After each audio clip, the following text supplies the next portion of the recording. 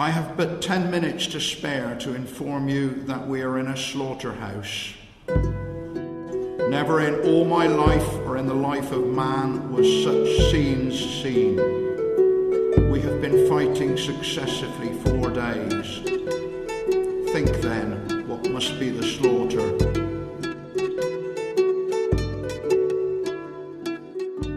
Reading to Remember is a relay read over 11 hours, which is the duration of the Battle of Waterloo. Team members take turns reading accounts of the battle in the different languages that it was fought in the chapel at Hougoumont. Bonaparte is wounded in the arm and had 2 horses killed under him. Jerome, his brother, is killed. Van Damme also. Thanks to our stars, his lordship is unhurt.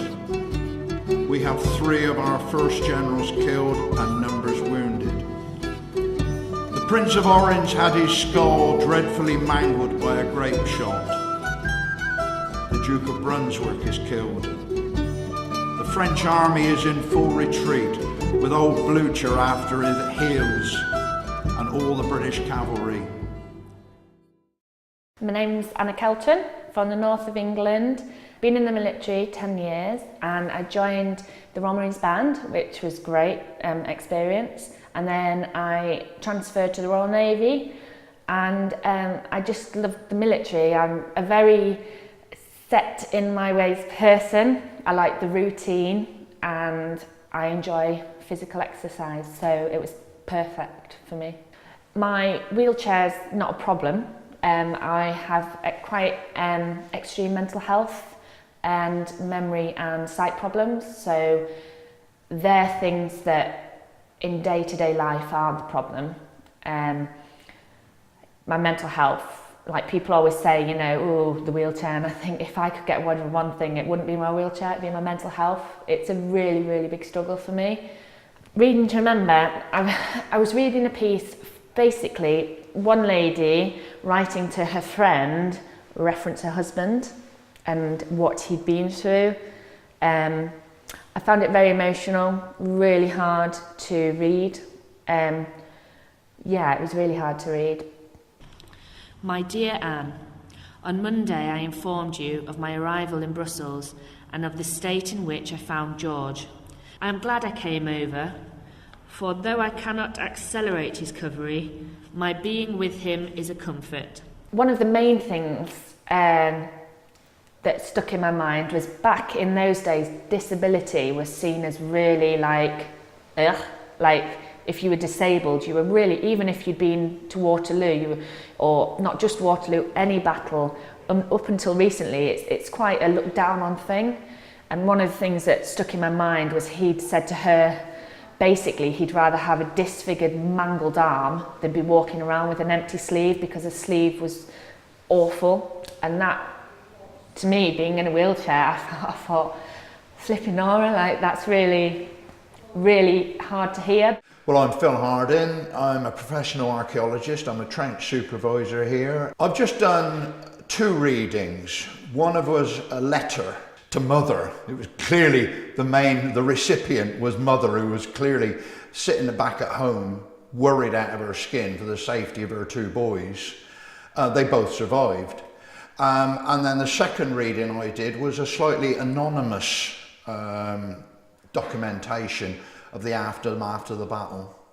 Certainly, particularly with the second account, a lot of the sentences were quite short, sharp statements. They were very, very rapid. They were very, very sort of animated, as though the person was still in that animated sense of being in battle. We're chasing him, we're hitting him, we're blah. And then I got the impression that maybe the writer was actually still very, very hyped up with the experience in the Battle of Waterloo. And who the hell can blame them? You have archaeologists reading points of views of soldiers and sometimes maybe understanding a bit more. You have soldiers reading accounts of soldiers 200 years ago, and it can be incredibly emotional. I will never know what it's like to have an angry Frenchman coming at me with a musket and a bayonet, and he's going to try and stick it through me, and I've got to stick it through him. There are guys on this site who will have experienced similar things. My name's Mitch Spencer. I served for 25 years in the British Army as a combat medic in the Royal Army Medical Corps. Unfortunately, I suffer from post-traumatic stress disorder. For my reading, I chose to use a work called The Bloody Fields of Waterloo, as written by Dr. Mick Crumplin, who is a retired surgeon. The reason I chose this was because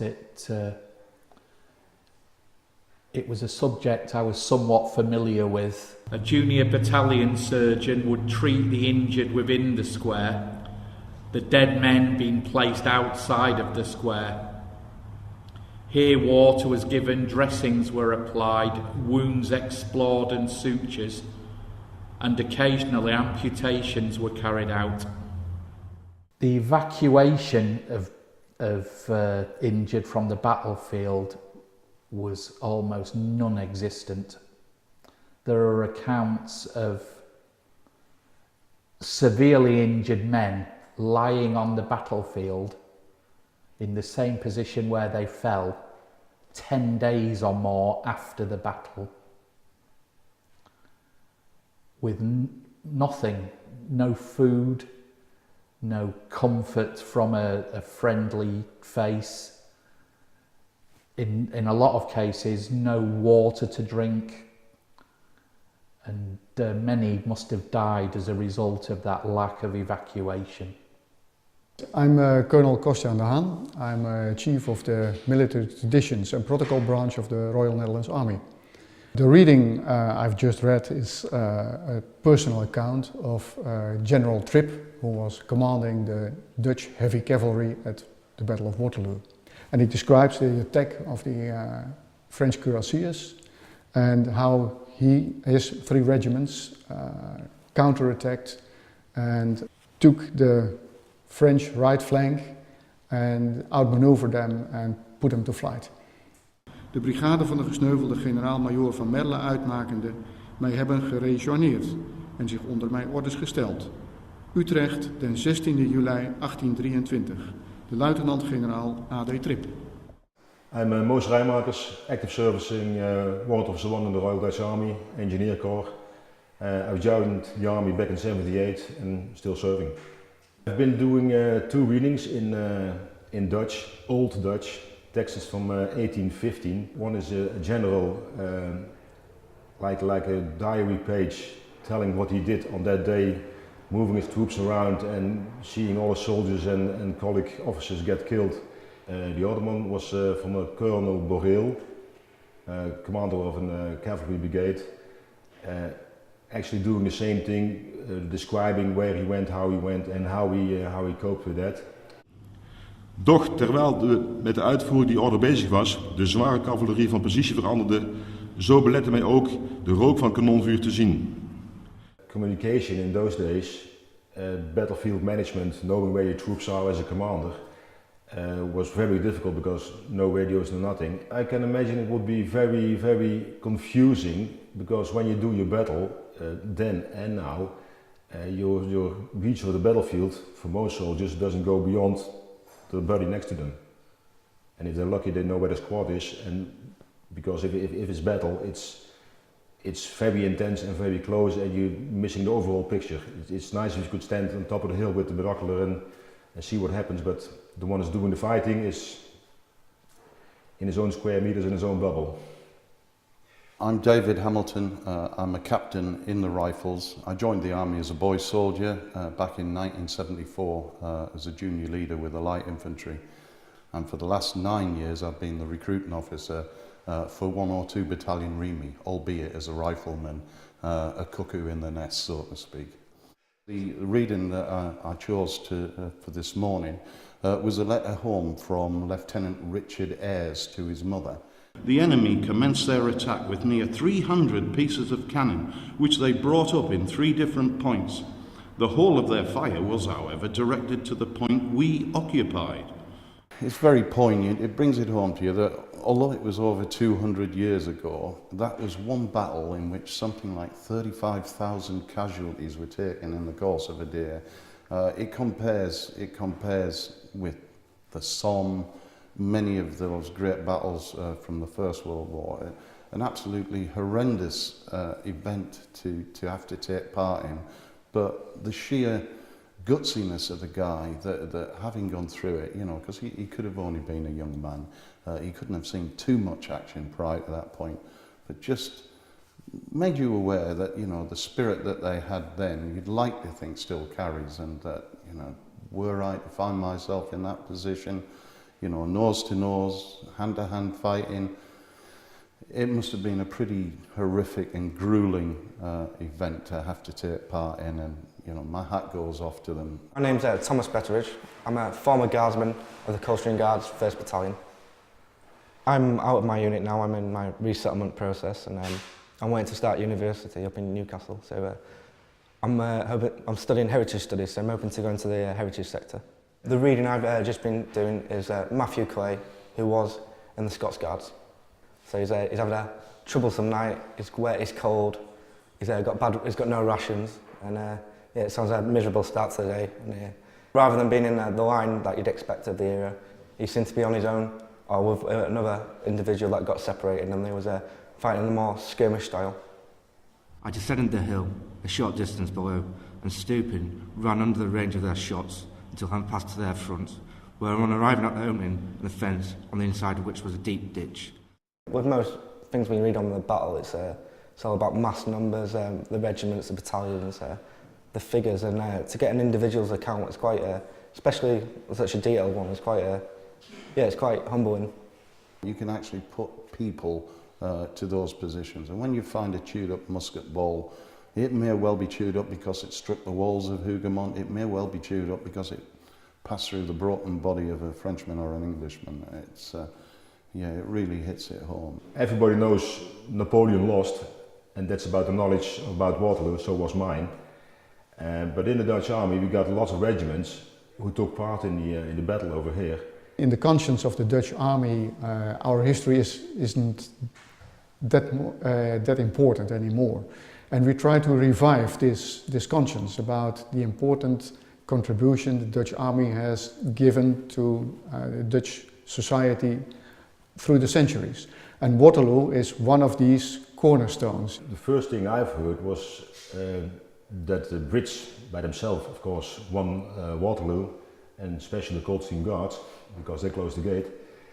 And the Dutch, they were on a bit of a sideshow, and all they did was run. And it turns out that that wasn't quite true. They did their fair share, and they did good. It's not just about the Coldstream Guards. I mean, there's a tendency to be quite focused that it was purely us that was here that day, but yeah, talking to a lot of other people, it seems other people helped. It's an incredibly moving event to have soldiers and veterans from current conflict zones reading the words of people who fought, and for some of them died here over 2 centuries ago. It's not the first time we have people who cry during their readings, either because it reminds them of something that they've lived themselves, or because it suddenly hits them, what's been happening here. The readings are incredibly powerful documents of what they are and what they say. Clearly, in the last account, the writer is describing his horse covered in blood. It just shows the intensity of the fighting that they were at. I mean, this year I've been digging just near to the North Gate. Now, if you really want to reach out and touch history, that is one of the places that you can really touch it. There are the Coldstream Guards collectively closing those gates to keep the French from coming in. I'm actually digging there. If you want to reach out to one of those points in history, that is a very, very strong sense, that a very strong emotion. And I tell you what, when you get members of the Coldstream Guards coming down there, you virtually reduce them to tears because of the emotion that place holds for their regiment. It is a holy place for them, it really is. To read accounts of the battles such as I've read today really resonates with me on a personal level. Being in the chapel itself, where a lot of injured men were sheltered on the day of the battle, is a very moving experience. I liken it, and it's not designated as a war grave, but it has the same atmosphere about it.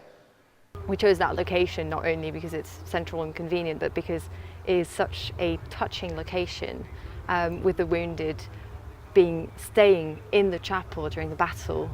So you're sitting there staring down that statue of Jesus whose feet have been burned during the battle, and reading accounts, so the voices, I guess, of the soldiers from 200 years ago. I'm very pleased to have done it, both from the point of view of remembrance for those that fell here, and also because we did it to help the organisation Waterloo Uncovered. They are a charity, but they do fantastic work, and